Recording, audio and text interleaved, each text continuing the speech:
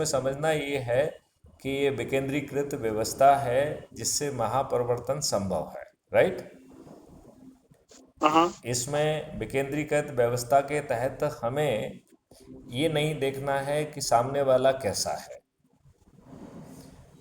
वो दुष्ट हाँ है, दुर्जन है, अपराधी है, राजनीतिक है, सामाजिक है, धार्मिक है, व्यावसायिक है, या जातीय संगठनों का अंधभक्त है, ये हमें नहीं सोचना है। हाँ हमें हाँ उसका सोच, चिंतन और क्रियाकलाप भी नहीं बदलना है। हाँ और उसके पीछे जो सोच बड़ी सिंपल है कि आज वो जो कुछ भी है आज की परिस्थितियों के कारण है। आप समझ रहे हैं इस बात को? जी तो आज की जो परिस्थितियां हैं, क्या हम उसमें बदलाव ला सकते हैं, ये बड़ा मुख्य बिंदु बन गया है, राइट। हाँ तो मेरा कहना है कि यदि आप अच्छे भारत का संकल्प ले लेंगे तो आपको करना क्या है उस संकल्प में? आपको सिंपली ये कहना है कि हमें अच्छा भारत चाहिए, 5 मौलिक अधिकार और 21 महालक्ष्यों वाला, जिसके तहत आपको महापरिवर्तित प्रशासनिक व्यवस्था मिलेगी, पुलिस व्यवस्था मिलेगी, महापरिवर्तित, जिसमें हाँ प्रशासनिक व्यवस्था ऐसी होगी, आज की लाटसाबी नहीं होगी।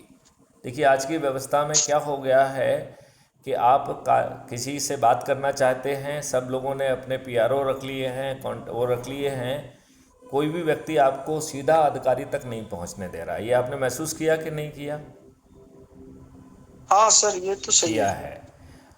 तो ऐसी प्रशासनिक व्यवस्था जो जो उसे सैलरी की जगह रेवेन्यू स्ट्रीम मिलेगी, और वो भी काम करने की मिलेगी, समझ रहे? हाँ और वो रेवेन्यू स्ट्रीम भी शासन के जी खजाने से नहीं आएगी, जिस व्यक्ति का काम होगा उसके खजाने से, उसके अकाउंट से आएगी। और उस रेवेन्यू स्ट्रीम को देने के पहले उसके काम का आकलन होगा, तो उसने कितना प्रोफिशेंटली काम किया, कितना इफ़िशिएंटली काम किया, और उसका वेशभूषा और व्यवहार कैसा था, ये सब चीज़ें भी उसमें रहेंगी, हाँ राइट। और उसी से जो है उसका परफॉर्मेंस इंडेक्स बनेगा, और क्यूमुलेटिव परफॉर्मेंस इंडेक्स ही एसीआर होगी। इसका मतलब है कि भविष्य के प्रशासनिक व्यवस्था में बैठे अधिकारियों की एसीआर उनके वरिष्ठ अधिकारी और नेता नहीं लिखेंगे, उनका काम ही उनकी एसीआर लिखेगा। और इसी के आधार पर उन्हें पदस्थापनाएं मिलेंगी, पदोन्नतियां मिलेंगी। इसका मतलब है कि ओके अब आप बॉस जो है वो एक हायरार्किकल व्यवस्था में डिसीजन मेकिंग का सिस्टम है। बॉस आपका जो है भाग्य विधाता नहीं बना रह गया है, ना वो आपकी एसीआर को प्रभावित कर रहा है, और ना ही वो आपकी पोस्टिंग को, ना ही आपके प्रमोशन को। बात समझ रहे हैं ना? तो आप और जी आपके वरिष्ठ अधिकारियों का जो संबंध है वो एकदम बदल गया। बदल गया कि नहीं बदल गया? हाँ या नहीं? हाँ जी बदल बिल्कुल गया ना? बिल्कुल और फिर जो है, करेक्ट जो आज के कंडक्ट रूल हैं बदल जाएंगे।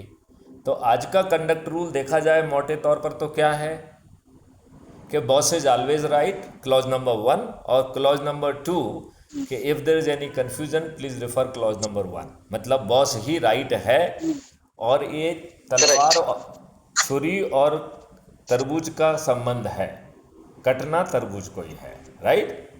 नए कंडक्ट रूल में हाँ ऐसा नहीं होगा। नए कंडक्ट रूल में क्या होगा? नए कंडक्ट रूल में हर किसी का सहभागिता राष्ट्रीय भक्ति और देश के लिए समर्पित होगी। तो जैसे एज्यूम करिए कि मैथिली शरण के बॉस जो है वो गौरव चंडाक हैं। एक मिनट, जस्ट ए मिनट। वाह जी सर हाँ, ये सर डीजी साहब यहाँ से आए हैं, डेयरी में हम भेजे हैं। वो लाए थे देने यहाँ पे गिफ्ट। ठीक है, जी ठीक है।